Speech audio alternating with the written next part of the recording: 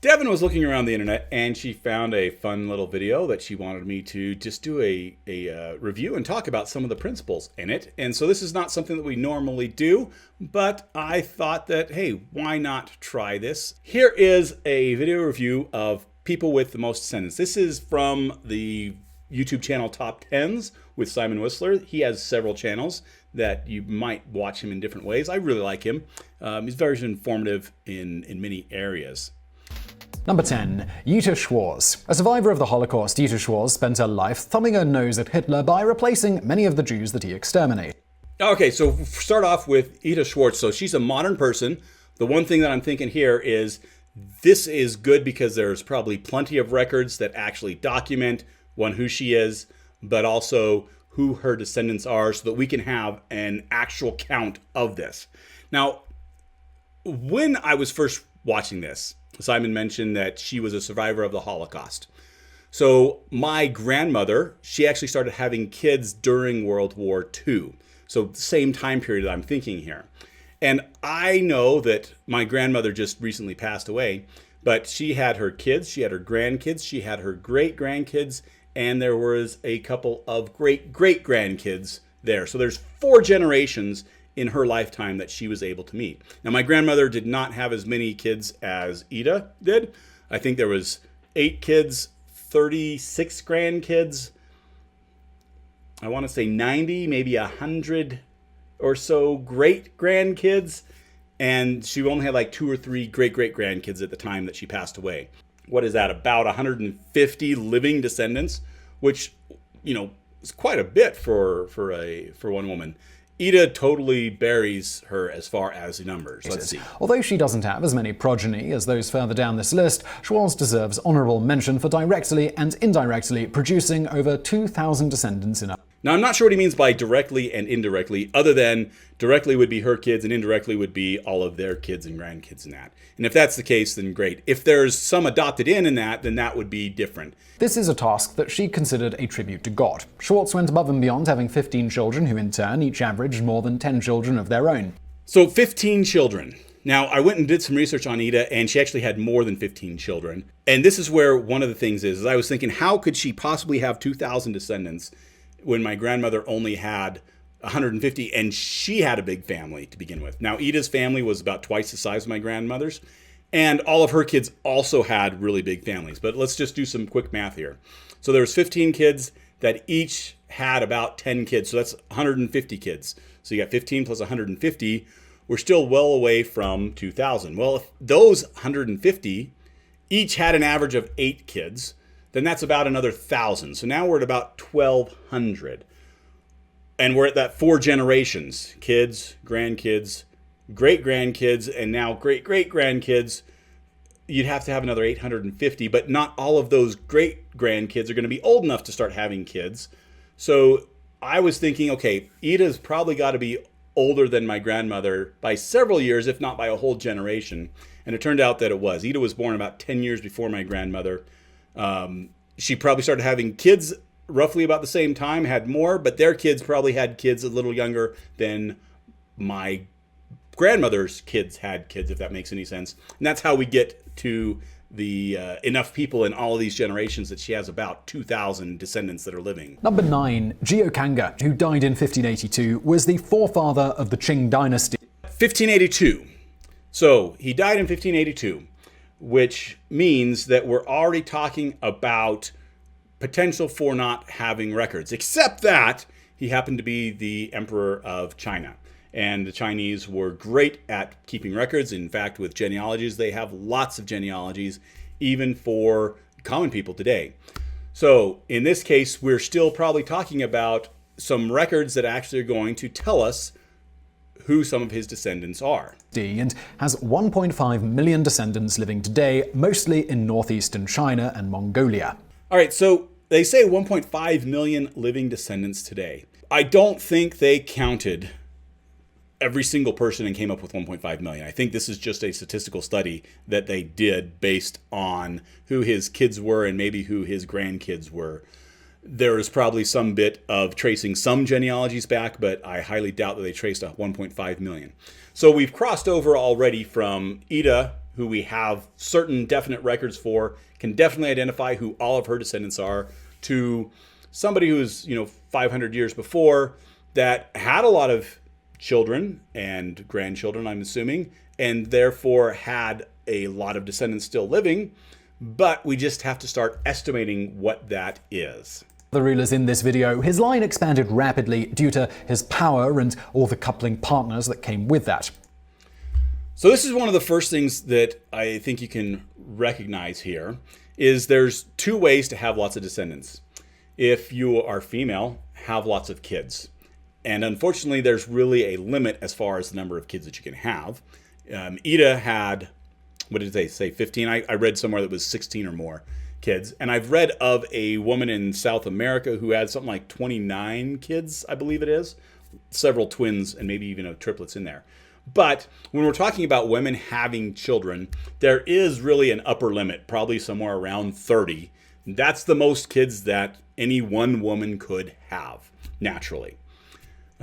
Maybe if you had multiples, then you could increase that a little bit, but that's really the limit. On the other hand, with men, since multiple women could be pregnant with their child at the same time, there's really not an upper limit on the number of kids that a man could have. I guess there is, and it's probably in the hundreds, if not into the thousands, as far as, practicality from having that many kids.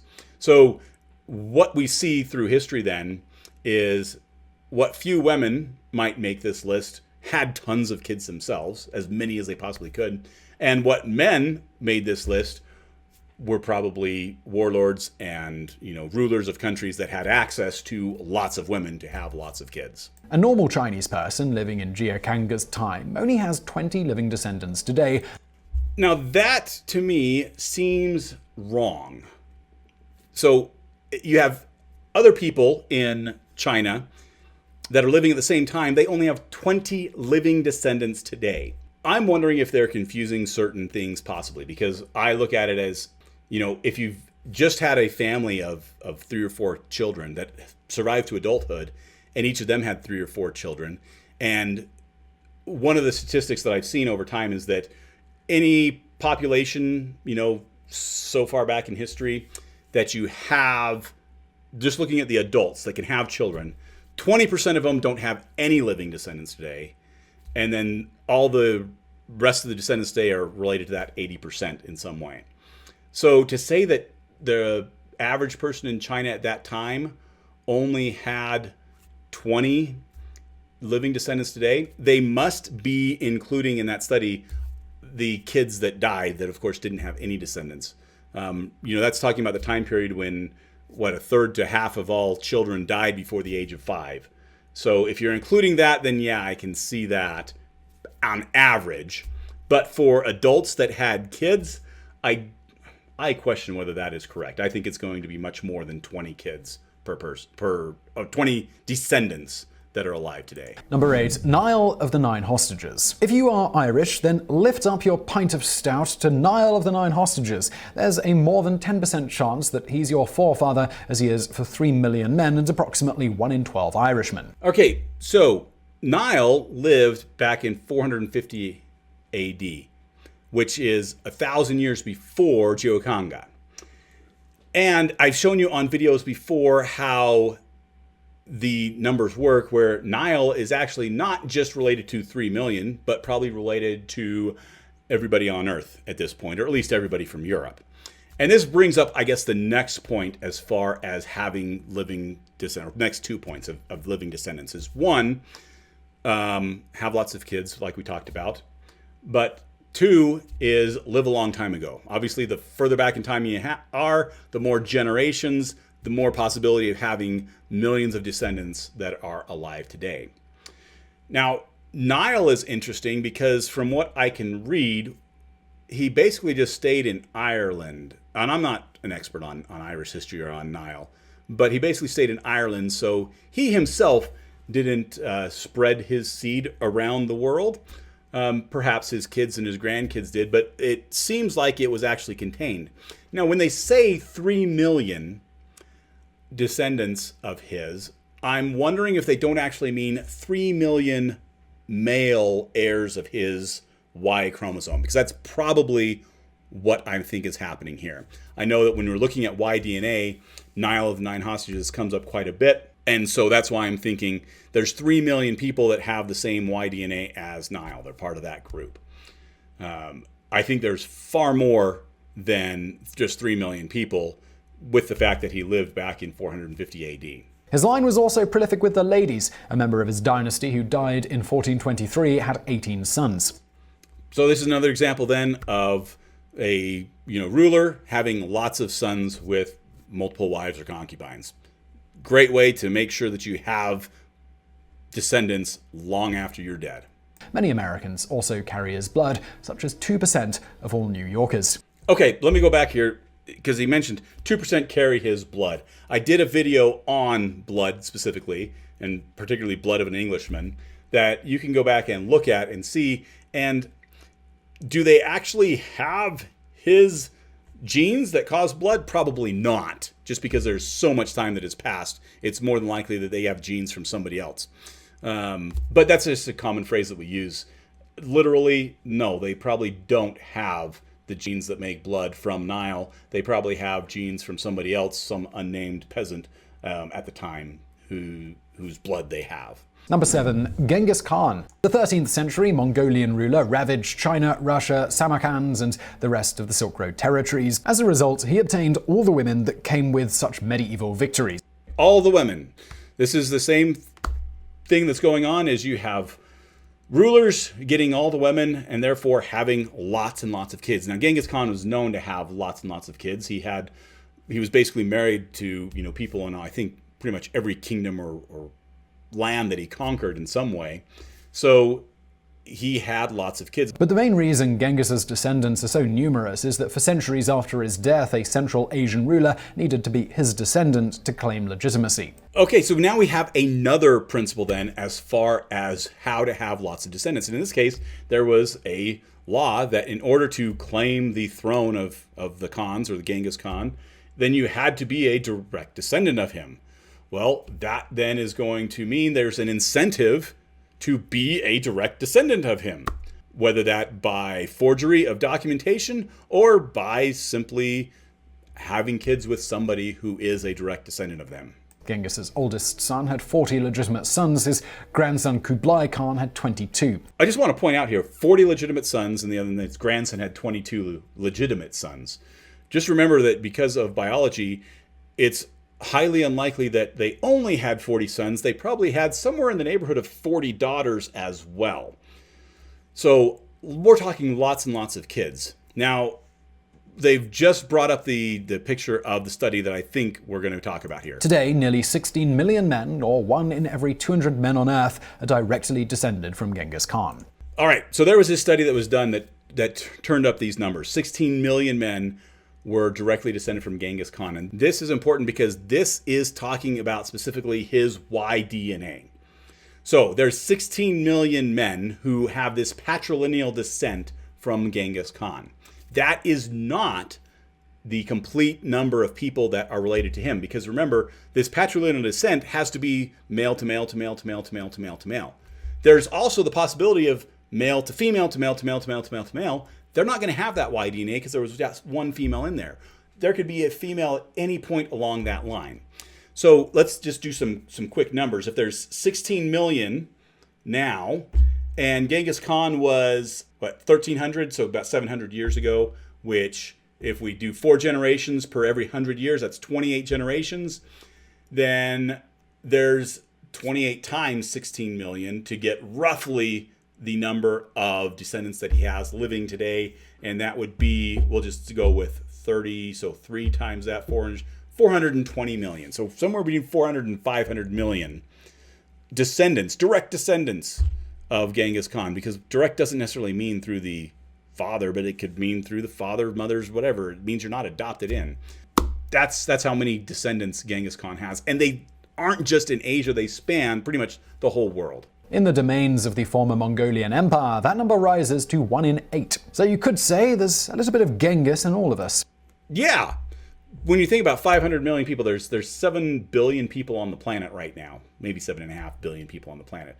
So that's literally 1 out of every 14, 15 people on the planet is a descendant of Genghis Khan. Now, if you happen to be in China or Mongolia, that's going to be a much higher amount. But if you just think walking around, oh, every 15th person you see, they're a child or a great-great-grandchild of Genghis Khan. Number 6. William the Conqueror. William led the 1066 Norman invasion of England, forever changing the island's language and genetic makeup. So at this point, I just want to say we're at number 6 already, and everybody besides Yitta at the beginning all was the rulers of some country. He had 9 children who were married off to European royalty. Due to the restrictive practice of royals only being able to marry other members of their own class. This is another instance then of some political rule that is basically forcing all these descendants. The royals could only marry within the royals, so instead of like Niall of the 9 hostages staying right there within Ireland, you have William the Conqueror's descendants that are being married all throughout Europe. And so there's going to be that spread all throughout. This started a domino effect since wealthy members of society had far more children who survived into adulthood than commoners. Another point that it brings up there is, I mentioned before, in this time period, now William the Conqueror is 1,000 years ago. Half of kids are dying before the age of 5.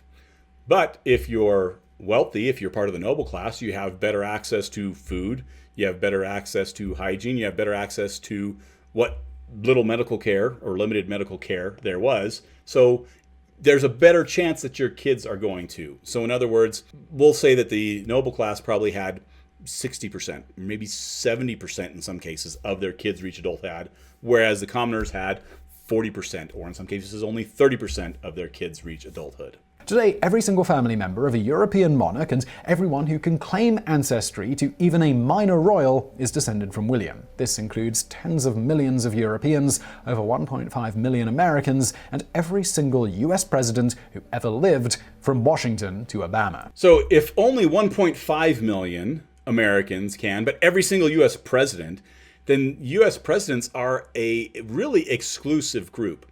I think he's wrong here. I think that 1.5 million probably is the males that can trace a patrilineal line back to William the Conqueror, whereas all the US presidents is in general probably close to 100% of people that are of European descent can trace some ancestral line back to William the Conqueror, if all the records were there. Number 5. Gwilym of many conquests. This 9th century Welsh nobleman and ladies' man managed to sire enough children that today 7 million people are direct descendants of this smooth-talking common ancestor. So at this point, we've already talked about, I guess, what I will call some discrepancies. Genghis Khan really has about 400 million to 500 million living descendants today. William the Conqueror, everybody in Europe, everybody in America, that's probably 800 million or more are related to him in some way, as far as living descendants.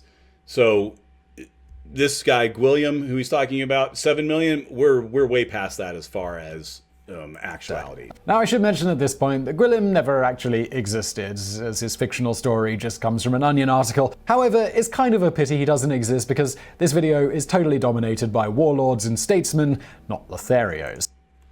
Yeah, there's a reason why it's not dominated by Lotharios, is because Lotharios don't have access to the number of wives and concubines that warlords and rulers of countries have had over the years.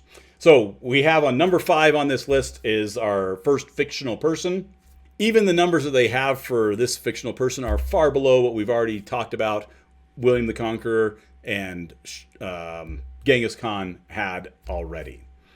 Number 4. Charlemagne. Charlemagne was the first emperor of Western Europe following the collapse of Rome and the protector of the papacy. Because he ruled over an area covering Italy, France, Spain, and Germany and uniting them in culture and religion, many consider him the father of Europe. All right, so this is good to actually contrast now Charlemagne here to Niall of the 9 hostages. The major difference I see, they're only a couple hundred years apart, but the major difference here is that Charlemagne got around the continent. He wasn't confined just to the Irish island, but he was in Italy, he was in Germany, he was in France, probably in Spain, as well as many other places on the continent of Europe. And with that, I know that from research he had, 20 or so legitimate children, and who knows how many illegitimate children as part of this. So from that time period, I actually have done a video where I show some of the research, or I talk about some of the research, how Charlemagne, just from a mathematical standpoint, is most likely related to everybody who has any kind of European ancestry. One, because he had so many kids, and his kids had so many kids, but also because his clan, if you want to say, his family, didn't just stay in one spot like Niall of the Nine Hostages. His family is all over Europe. If you want to watch that video, I'll tell you right now, most likely you don't have any DNA from Charlemagne, none whatsoever, but that doesn't stop you from being related to him. Today, the number of Charlemagne's descendants is absolutely staggering, with some estimates as high as half the population of Europe, 250 million, 100 million in the United States, and another 250 million across the world. I think those numbers are low. He says half the population of Europe. No, I think the number is closer to all of the population of Europe, all of the population of the US and Canada, all of the population of Australia, barring the indigenous populations in Canada, US, and Australia. But then you also have the European colonization of Mexico and South and Central America. So those European populations are probably part of it. So my guess is his descendants alive today are upwards of 1 to 1.5 billion, maybe 2 billion people or so. On the other hand, Charlemagne is not special in this regard. Anybody at that time who had lots of kids, who grew up and became adults, is going to have millions upon millions, if not hundreds of millions, of descendants alive today. Now, the majority of those people were in the noble class, obviously, in the warlord ruler class, if you will, in Europe at least. And so that's why we can start to surmise some of these things as far as the math and how it works out. The further back you go, the more chance then for descendants to happen today. So I'd go check out that video on Charlemagne where I talk about whether you are related to him. Number 3, Muhammad. He founded a religion that today has over 1 billion adherents, with several million of those claiming direct descent. These people carry the honorary title Sayyid, meaning a male descendant. Besides the one from China, the one from Mongolia, the others were Europeans. So we have Muhammad, who is from the Arabia Peninsula. And he talks about, okay, there's several million who are direct descendants. And in this case, when he's talking about direct, I think he's meaning the patrilineal line. So they are male descendants of him. As several million. Now, Muhammad was around 600 AD. So there's been 1400 years since then. So having a few million, several million, 14 million, is not that much, because we know already from Genghis Khan that there's probably 16 million people who are direct patrilineal descendants of Genghis Khan. Going back another 700 years and then going forward all that time, having several million patrilineal descendants of his, I don't think would be necessarily unusual for somebody who had lots of wives and concubines and therefore had lots of male children. The total number of Sayyids is hard to come by. Being a descendant of Muhammad used to mean huge tax breaks. Good point here about the number of Sayyids being hard to come by. And that's because once we get past this boundary of records, which for Europeans is roughly about 1500 AD, and for reliable records on everybody is really around 1800. Once we get past that, it's difficult to actually start counting who the descendants are. That's why with Yitta, we have a very exact number how many descendants she has, even though it's close to 2,000. With all of these others so far, we're just talking about estimates. Now, some of them are based on studies, which might be a little bit more specific. Others of them are just doing some rough calculations. And so we come up with some wide ranges. I gave you my range for Genghis Khan is somewhere between 400 and 500 million. That's a big range. That's 100 million difference between the low and the high.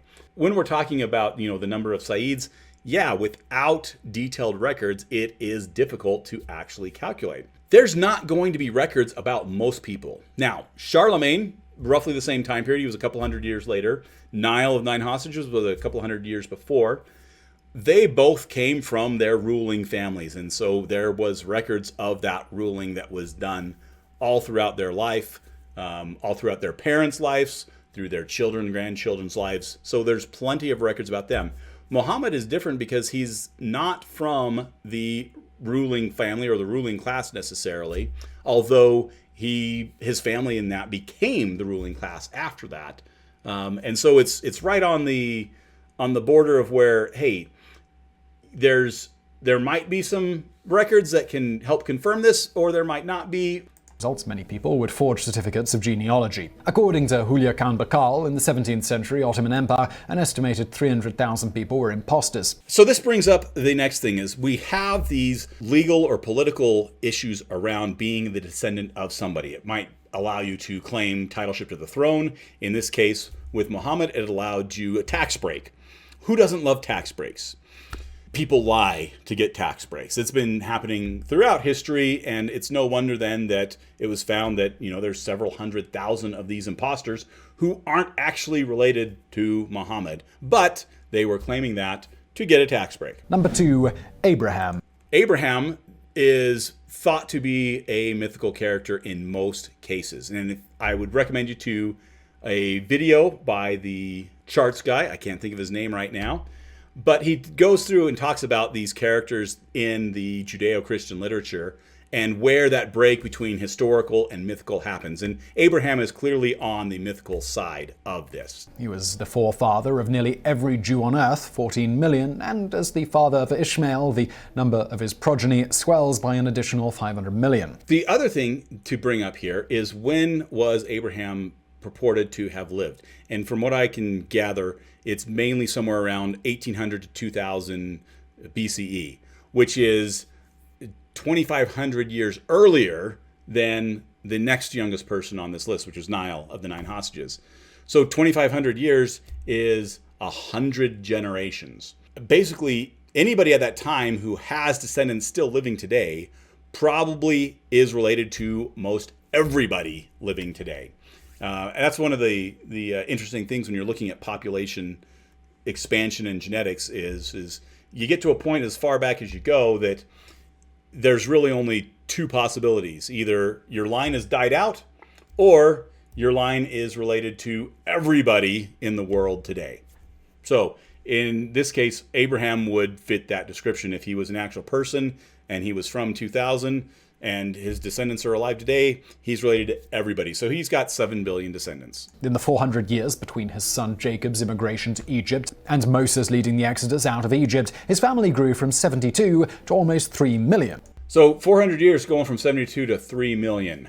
That just doesn't happen. It's not going to happen. That's clearly if you want to say, a mistranslation in the records, or a inflating of the records in some way. There's no population in the world that has gone from 72 to 3 million in 400 years. Number 1, Eve. All right, so we have our second, we'll say, mythical character here. Let's say we have Charlemagne and William the Conqueror and Niall of 9 hostages that were clearly on the historical figure side. In other words, we have plenty of records to demonstrate that they were actual people, and so we can make some rough estimates on their descendants. Then we had Muhammad, who most likely is a historical figure, and if we're trusting the records, then we can also make some claims on his descendants.